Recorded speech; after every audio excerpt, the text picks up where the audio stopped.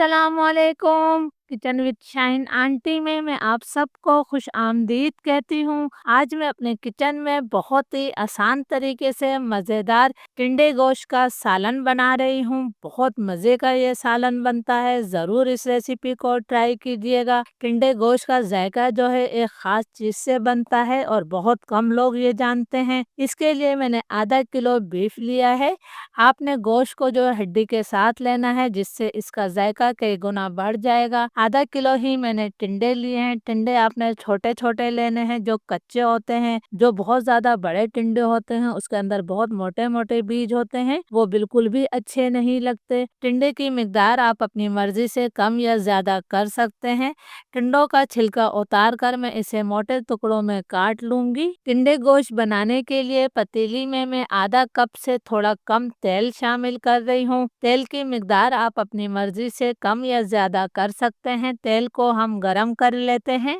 तेल हमारा गरम हो गया है, तो अब मैं इसके अंदर दो दरमियाने साइज की प्याज को बारीक स्लाइस करके शामिल कर रही हूँ। फ्लेम मेरा मीडियम है। प्याज को हमने मुसलसल चलाते हुए हल्का सुनहरा कलर आने तक फ्राई कर लेना है। बहुत ज़्यादा डार्क कलर आप प्याज को मत दीजिएगा, वरना सालन का कलर बहुत डार्क हो जाएगा। प्याज पर हल्का सुनहरा कलर आना शुरू हो गया है, बस मुझे यही कलर चाहिए था। अब मैं इसके अंदर एक खाने का चम्मच भरकर अदरक लहसुन का पेस्ट शामिल कर रही हूँ। अदरक लहसुन को भी हमने 1.5-2 मिनट तक भून लेना है, ताकि इसका कच्चापन खत्म हो जाए। अदरक लहसुन हमारा भुन गया है, इसमें से खुशबू आने लगी है, तो अब मैं इसके अंदर गोश्त शामिल कर देती हूँ, जिसे हमने बहुत अच्छी तरह से धो लिया था। फ्लेम मैंने हाई कर दिया है। हाई फ्लेम पर हमने गोश्त की इतनी देर तक भुनाई करनी है कि गोश्त का कलर तब्दील हो जाए, तो इसमें मुझे 3-4 मिनट लग जाएंगे। गोश्त की मैंने बहुत अच्छी तरह से भुनाई कर ली है। आप देख सकते हैं कि गोश्त का कलर तब्दील हो गया है।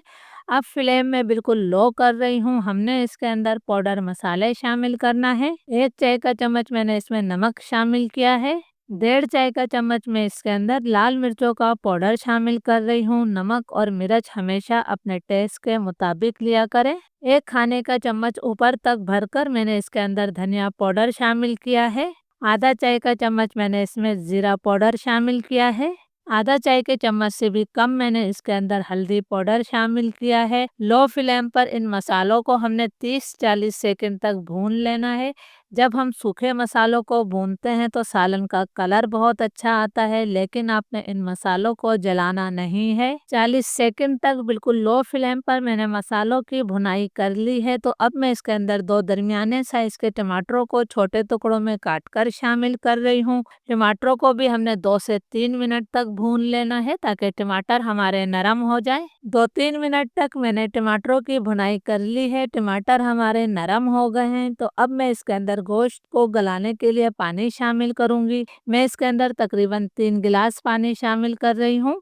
आप अपने गोश्त के लिहाज से पानी शामिल कीजिएगा। फ्लेम अब मैं लो टू मीडियम कर दूंगी। लो टू मीडियम फ्लेम पर हमने इसे तकरीबन 1 घंटे तक पका लेना है।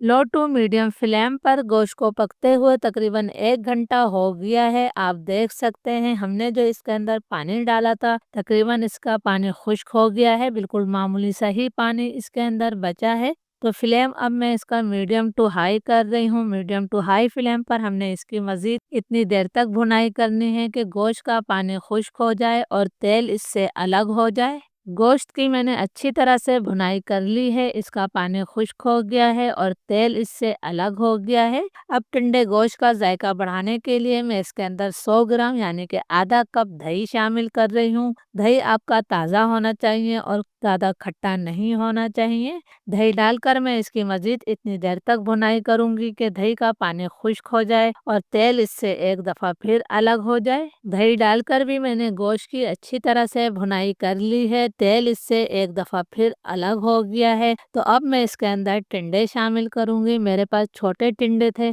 तो मैंने छिलका उतारने के बाद एक टिंडे के 2 टुकड़े कर लिए हैं। टिंडों को भी हमने मसाले के साथ अच्छी तरह से मिक्स करते हुए 2 मिनट तक भून लेना है। प्लीज़ अगर आप लोगों को वीडियो अच्छी लग रही है तो इसे ज़्यादा से ज़्यादा लाइक और शेयर ज़रूर कीजिएगा। टिंडों की भी मैंने मसाले के साथ 2 मिनट तक अच्छी तरह से भुनाई कर ली है।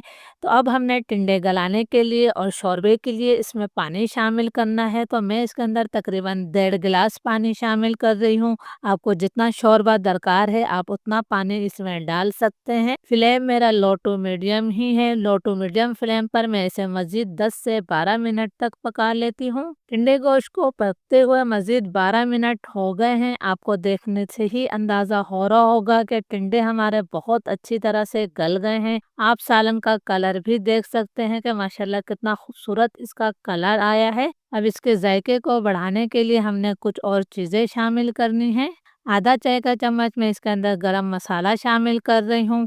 मैंने आपको शुरू में कहा था कि इसके अंदर एक ख़ास चीज़ जाती है जिससे टिंडे गोश्त का जायका कई गुना बढ़ जाता है। तो वो ख़ास चीज़ जो है पुदीना है। लौकी गोश्त हो या टिंडे गोश्त या चने की दाल गोश्त, इसके अंदर पुदीना जाता है, हरा धनिया शामिल नहीं किया जाता। साथ ही मैंने 4 मोटी वाली हरी मिर्चें भी डाली हैं। आप चाहें तो हरी मिर्चों को काट कर भी शामिल कर सकते हैं। पुदीने से इसका जायका कई गुना बढ़ जाता है। ज़रूर आप इस रेसिपी को ट्राई कीजिएगा। फ्लेम अब मैं बिल्कुल लो कर रही हूँ। लो फ्लेम पर हमने इसे मज़ीद 2 मिनट का दम देना है। फिर 2 मिनट बाद मैं इसे सर्व करूँगी। अल्हम्दुलिल्लाह बहुत ही मज़ेदार ग्रेवी के साथ टिंडे गोश्त तैयार है। आप इसे गर्मा गर्म चपाती, पराठे, तंदूरी नान या फिर आप इसे ज़ीरे वाले चावलों के साथ खा सकते हैं। इजाज़त दीजिए। अल्लाह हाफ़िज़।